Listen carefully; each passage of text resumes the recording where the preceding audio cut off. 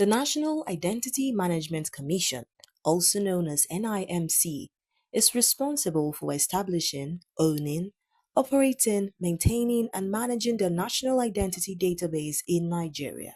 Established by the NIMC Act No. 23 of 2007, it is in charge of registering persons covered by the Act, assigning a unique national identity number, also known as NIN, and issuing General Multi-Purpose Cards (GMPC) to citizens and legal residents within Nigeria.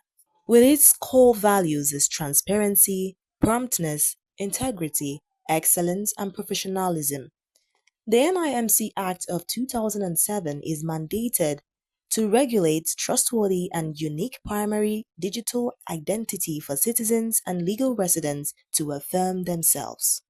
To give us more insights about the Commission, BDTV met the Director General and CEO of NIMC, Engineer Abisoye Coker-Odusote.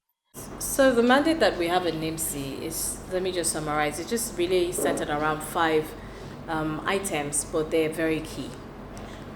We have to issue a unique identifier, an 11-digit unique identifier to all Nigerians. And then we have to create and maintain a reliable and robust database that will house all of these unique identifiers, which you all know as the NIN, okay, the National Identification Number.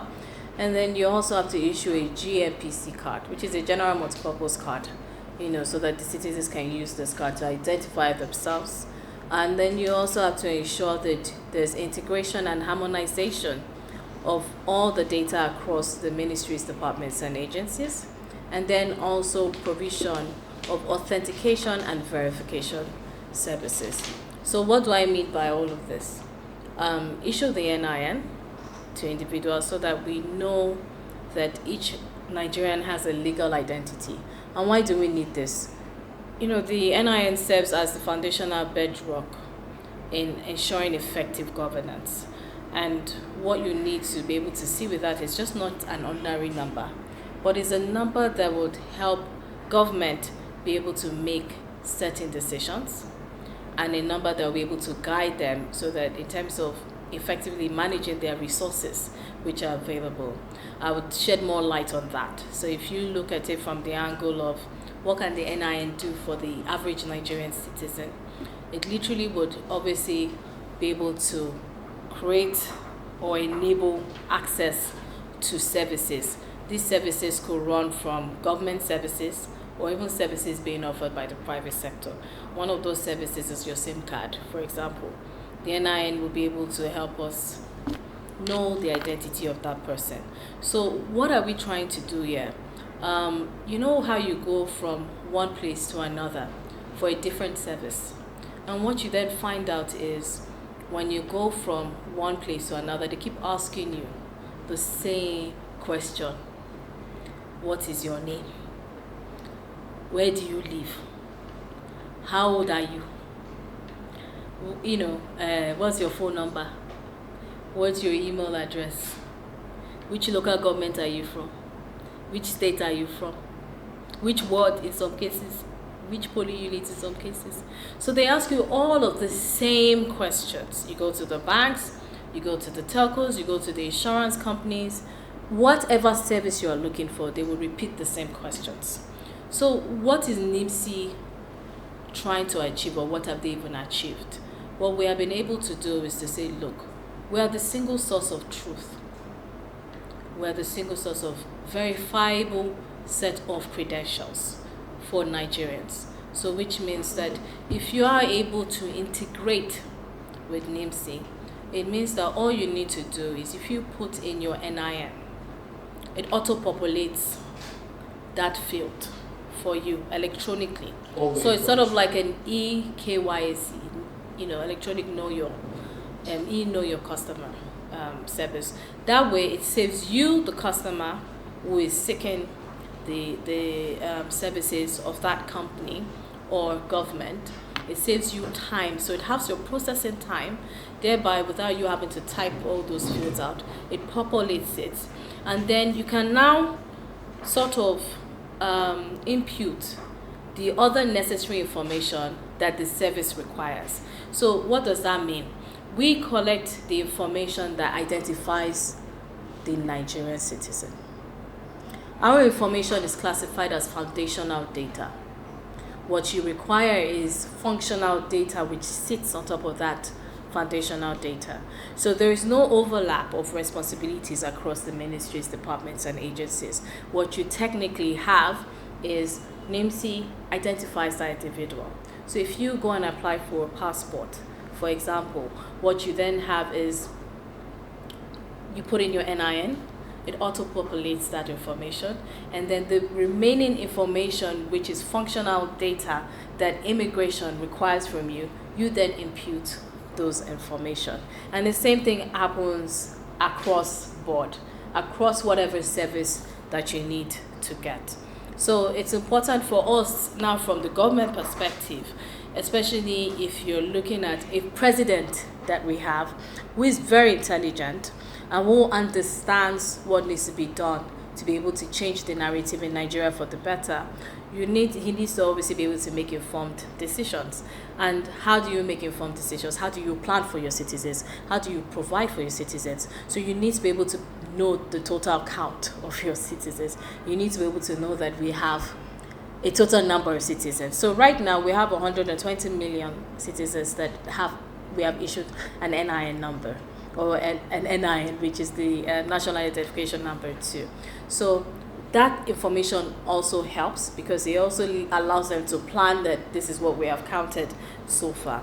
So it is important, going forward, that we must be able to plan our resources, effectively. If you're going to plan for, if you say, okay, Nigeria has an estimated 400 million people, what if we're done identifying everyone and we find out that we only have 250 or we only have 230?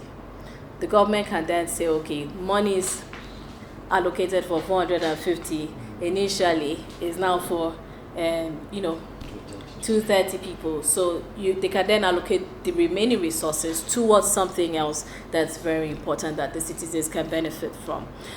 What if we're actually more than 600 million? Just throwing it out there, okay? So this is just, it means that they also have to plan for that rather than under planning. So it helps a great deal in terms of distribution of government resources. You need to be able to, there has to be transparency and there has to be accountability, and you can use the NIN effectively to do this. There's a lot of duplication everywhere. So if you have an NIN, we can definitely say we can verify and validate that this human being exists. So we know that Bashir is who Bashir says Bashir is, and we don't have three Bashirs, having, by the same one person. So we're able to manage the resources effectively. So I will then speak across the lines of the mandate so that, because if not, I could talk from now to tomorrow. But let me start off with, first of all, the total number of names I met on ground at the moment was about, I think, 82 million. If I'm correct, I think it was about 82 million at the time when I came on board. And we have now reached 120 million. So that's a great, we're making progress. Let me just put it there. Another thing we did around that was we looked at the birth and death registration. So what we did was we realized that the Population Commission had already built a platform for birth and death registration. Now, this is where we will talk about overlap. This particular area, birth and death, is in the NIMC Act. So what we now did was, rather than obviously fighting over things like this, we looked at it, we're working towards the same goal. We're working for the same government. So we integrated their birth and death ECRVS platform with the NIN, integrated it with the NIN database. And on doing so, we're able to then obviously ensure that at birth, each new birth is issued an NIN. And then we're also able to address the issues around death, so ensuring the revocation of death in real time. And so we're able to do that from October 2023. I don't know if you recall that there was a launch that was done at the villa at the presidential villa on this, which the president had launched, and it's been successful so far. So we've been able to issue the NIN from birth. Okay. Now moving on from that, we also then looked at the database, because we're meant to ensure that we create and maintain a database which will house all of the names that we have. And we looked at it when some of the things I met on ground were expired licenses, out of date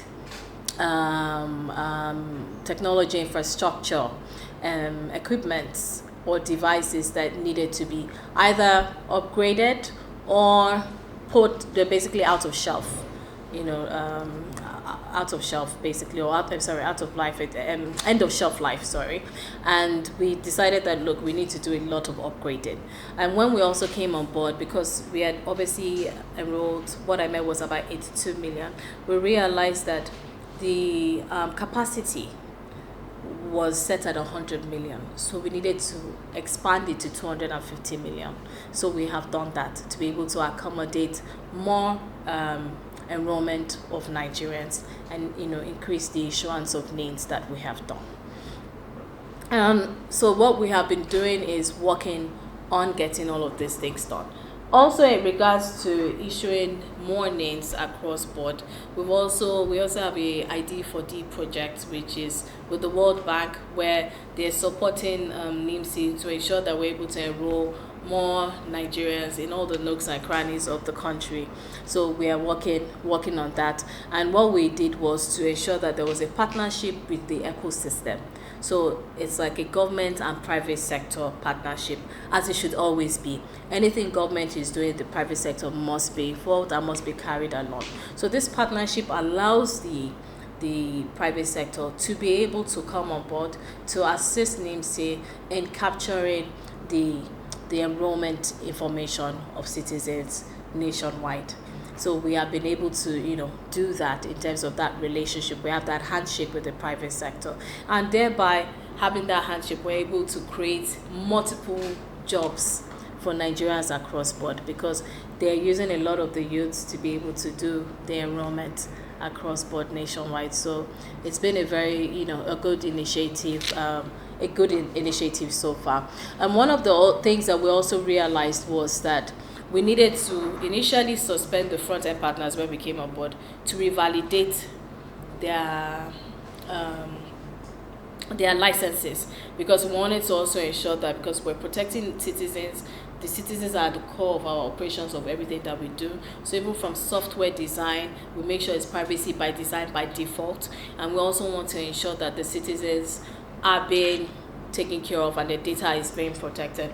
So we had to retrain them, recertify them using our license assurance framework to make sure that they understand what we're trying to achieve here and are able to make sure that the data and quality of what we want is being added to.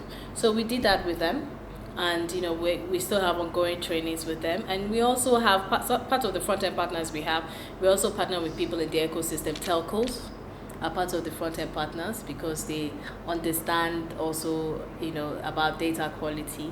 Also, the banks are part of the ecosystem that we have partnered with, because it's also important that we partner with them. If you look at the banks, for example, you're thinking of financial inclusion, so who else is better than to partner with the banks and the fintechs and the micro finance banks, etc. Some of the other people we've also partnered with are the charities or the government non-profit organizations across board. And the reason why we have done this with non-profit foundations or organizations is because they also specialize in different areas. So we've also made sure we've partnered with them. People that have leprosy, for example, we need to make sure they get their name. They must be captured so that nobody is exempt. There's no exclusion across board.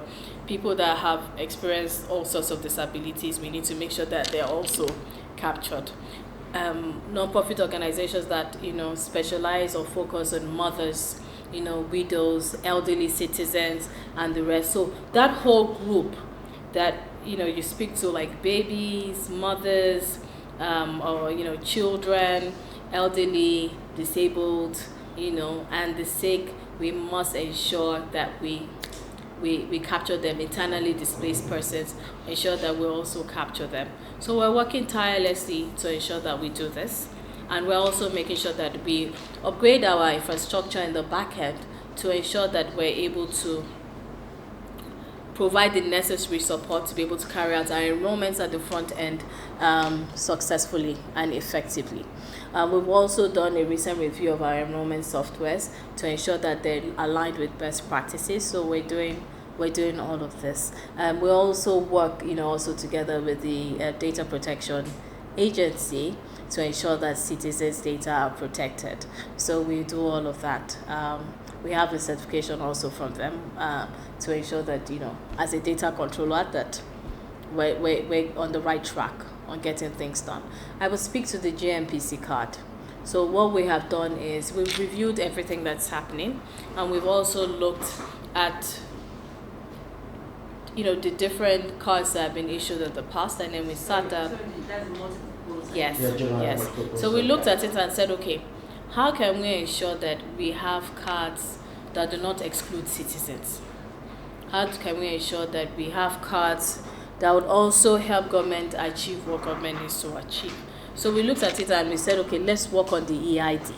It was something that was a project that was started initially in the before I came, but then it failed. So we had to go back to the drawing board to look at it and say, well, how did it fail? How can we sort of ensure that we get back on track and improve and avoid the pitfalls that were met initially? So that's what we have done.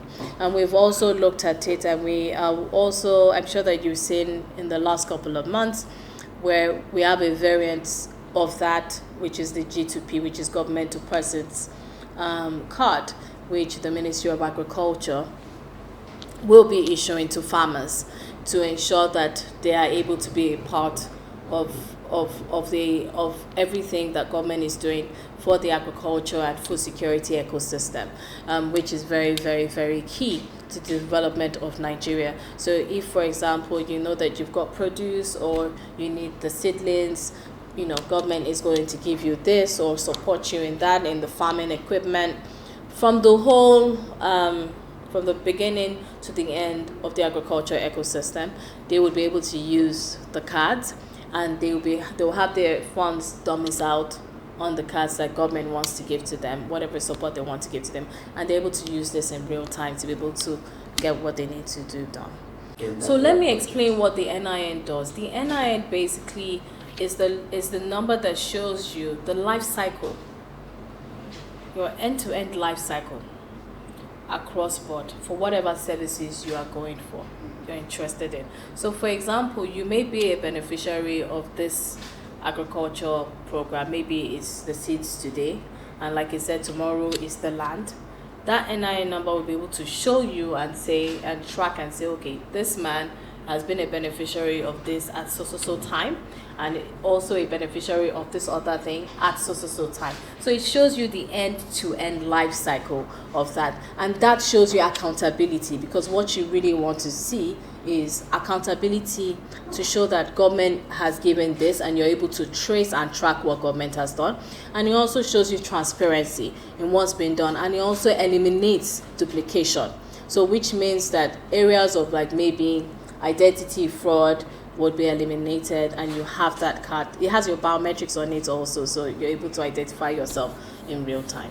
So thank you for asking that question, and I'll tell you what we have done since. So we have developed a pre-enrollment application that allows you to book, okay? Because we had to identify and see what is causing this queue, where there's so many people.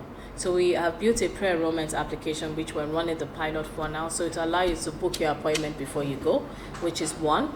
Then secondly, we also built a self-assist modification platform, which allows you to use your biometrics to log into the application and make the necessary changes of your name. So maybe you want to update your NIN information, you've moved from one house to another house, you want to update your address, whatever it is, you will be allowed to do that by yourself, and you're using your so it's an AI-led biometric software basically. So you will then log in Okay, download the application on your phone, you log in using your biometrics, and then you're able to then proceed to modify your information conveniently. In fact, what actually triggered that was because for the NIS, Nigerian Immigration Service, when you are trying to enroll online, what happens in the back end that you don't see is that because NIMC is the single source of truth, their database and our database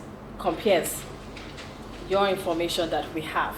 If it's incorrect, it will refer you back to NIMC because NIMC is the true source of your identity. Okay? So once it refers you back to NIMC, I won't want you to come back into my office to come and do something that you can do online.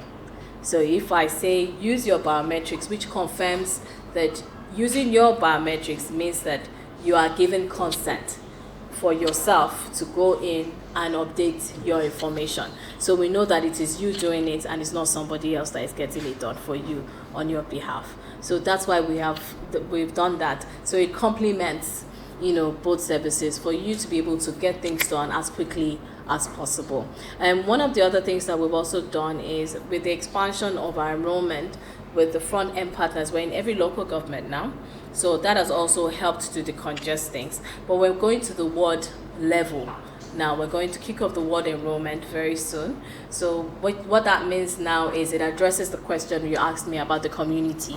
We're bringing it down to the community level. Because if you look at some places in the north, you will notice that, and even in Oyo State, if you look at it, they're quite far apart. It takes you quite a lot of time. So if you look at Borno, it can take you at least 12 hours to get from one local government to another local government. And so you have to also be considerate and think about that people that may not be able to afford to commute on that journey, and it's very unfair for us to be able to put them through that. So we are now going to bring it to your doorstep.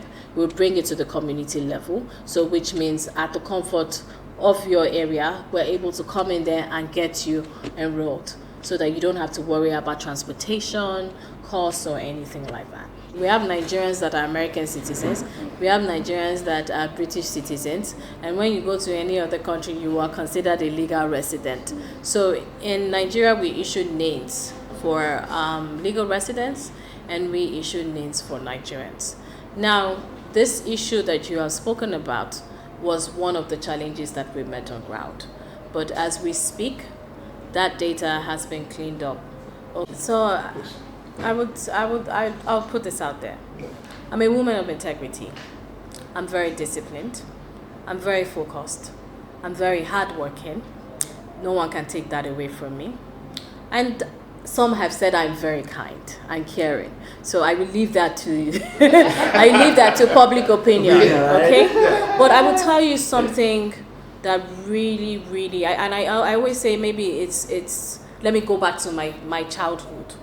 You must give honor to those who deserve the honor. And I would say that my parents, especially my mother, and seeing also my grandparents, the values instilled in myself and my siblings to ensure, because your environment really makes you who you are at the end of the day.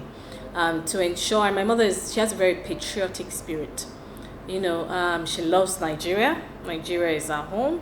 It's and she's so passionate, and she's one that would always tell you the history of Nigeria from inception. I'm talking about taking you all the way back across board, and will tell you about everyone that's from the north to the east to the southwest to the south. She will tell you the history of everybody that has contributed to the foundation of our very great country. And that basically has been in me, has been rooted in me from my childhood. And so I have grown up to always be very passionate about being a Nigerian and also serving Nigeria. And I always believe that when you come into a position, you should be able to go and get the job done.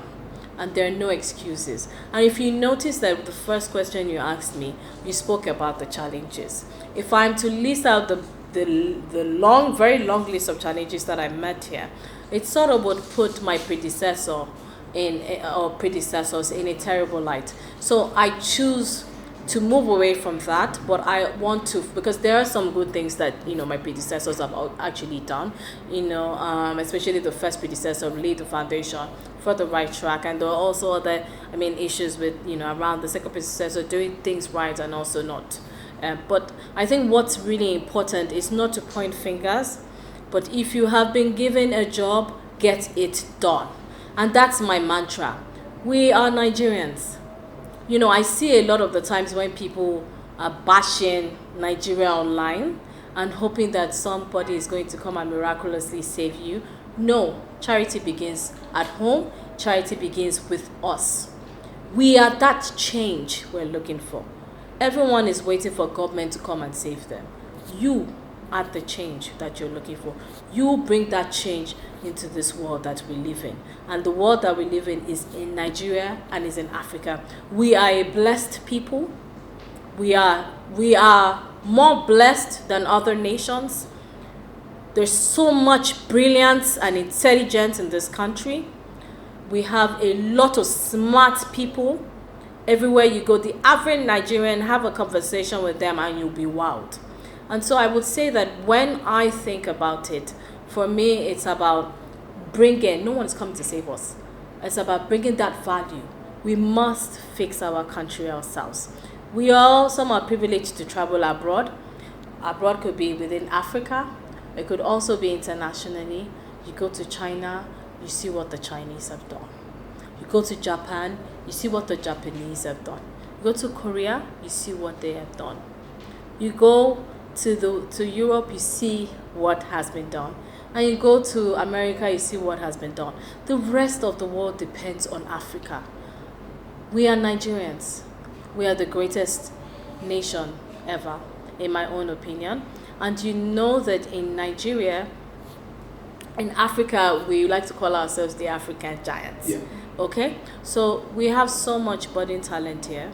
And you can see that we are designed by default to be resilient in nature, which means no matter whatever obstacles we face, we overcome these obstacles. So being given the opportunity to be here, by God, two, by Mr. President, which I'm very, very grateful for. I'm here to add my value. I'm here to contribute my own quota to our great country. And I'm here to make sure I bring the change this office deserves. Regardless of whatever obstacles that there are, we will overcome. We've made progress. I think people can see the progress from what you have said to me today. And I also will continue to strive to ensure that we continue to deliver. And that's how I feel being on this seat. Yes. So the intent of the NIN is for good, okay? But what the NIN does is to be able to ensure that you identify the Nigerians that are here. So if you're a Nigerian, you'll be able to identify. You'll be identified for whatever good intent you want to use your name for. And if you're someone who is not a good person, but you're Nigerian, we'll be able to definitely use the name to identify who you are as a person. Okay? So the name cuts across board, across the health, the education, the security, which you speak to, the border control, which you're speaking to, and cuts across agriculture, cuts across everything, humanitarian, everything you can think of. The NIN is central to effective governance, like I already said. So if you have a NIN, you'll be able to access government services, and we'll be able to bridge that. It eliminates the possibility of middleman barrier. You should not, as a citizen, go and sit down in somebody's office for 10 hours every day because you need them to help you give you student loan. Now what we have done with the student loan is you go online, you input your name, and you apply. You upload all the documents they have asked you, which is a requirement for you to be able to get the student loan. They don't need to know who your father is. They don't need to know who your mother is. You don't need connections for that. You can apply and be a beneficiary. And that's the beauty of using the NIN. It's supposed to help you connect straight to accessing the government services and eliminating all these barriers that would hinder a citizen from doing what they need to do. Okay, so what I'm going to speak to you, and so that I don't go into a long conversation with you, it's pretty clear. So we also don't want misleading narratives, and I will clarify that right here and right now. We have reviewed our prices, is what we said. So which means that in some areas the prices have gone down, in some areas the prices have gone up. In some areas where we feel that the fees were unnecessary and shouldn't have even been included in the first place, they have been taken off. Okay, so please quote me correctly on this, because it's important for people to understand that it's a review of prices. Now, I have reviewed the prices from a fair stance. You have to look at it from a NIMC perspective. Prices have not been reviewed in over 10 years, okay? And you all know that things have changed. Prices have gone up everywhere else, and we have to look at that.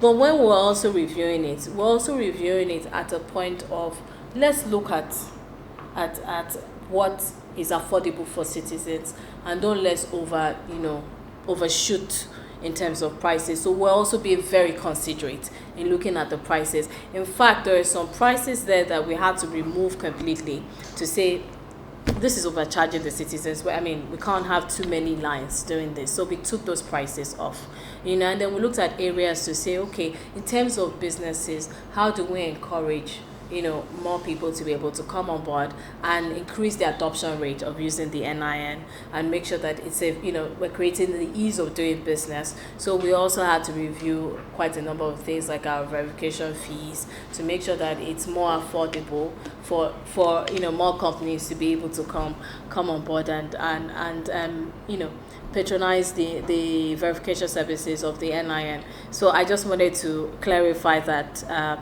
So for our prices, now our prices are quite, the prices are out there. We have pages, a lot of pages for it. So all you need to do is go to our website. We wanted to ensure there's transparency, and we've updated, that. And now to say this very clearly, all of our front-end partners, we've also sent them notices to ensure that they conform to the prices that we have put there, because one of the challenges that we faced when we came on board was that we had a lot of different variants in terms of charges that we will charge in the office, and then somebody outside, maybe a front-end partner, might charge a completely different fee, home or abroad. So we want to ensure that doesn't happen, and there's conformity to the prices. So we have taken up our mantle as regulating the identity sector, and we're trying to make sure that things are done accordingly as it should be done. Now I'm going to speak about this because this is very, very, I will tell you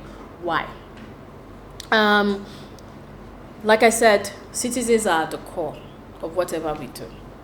And whenever you're designing an application, you must think about what would create a seamless and easy way for the citizens. And we looked at this, and one of the key things that we looked at was there's been a lot of false rumors about data breach. Okay, and this is another area that we would have to speak to regarding when you look at and this is and this is why I really like BusinessDay. I'm just putting it out there, is because you demonstrate excellent journalism. Okay, and I really hope a lot of people follow suit. I'm not sure if you've noticed, I don't do a lot of interviews. In fact, I run away from interviews because I would rather focus on my job. If you want to misconstrue or put any wrong information out there, that's your problem. So whilst people are playing naughty games outside on the pages of the media and entertaining the world with false information, I'm here getting my work done. And that's why you are able to sit here and say, oh, we are hearing and we can see that you're getting your work done. So back to the application. And what we looked at was all these issues about data privacy or, data breach and all of these things. If you are able to give the citizens back their data and create an opportunity for them to be able to use their own data to access whatever service they want to access, whether it's from the private sector or from the public sector, and they're able to also now grant permission and share whatever data is required. So for example, maybe I need to get access a service that might only require my name and my phone number. They may not need my address. So which means I'm able to share those two fields from my information. So it gives you autonomy over your data and basically putting the data back, your data back in your hands. So you can use it to access whatever services you want to do, whether whether you need to perform financial transactions or non-financial transactions. You have your data in your hand and you're able to use that data to be able to then do what you need to do. So that way it also addresses the issues around user consent management for data.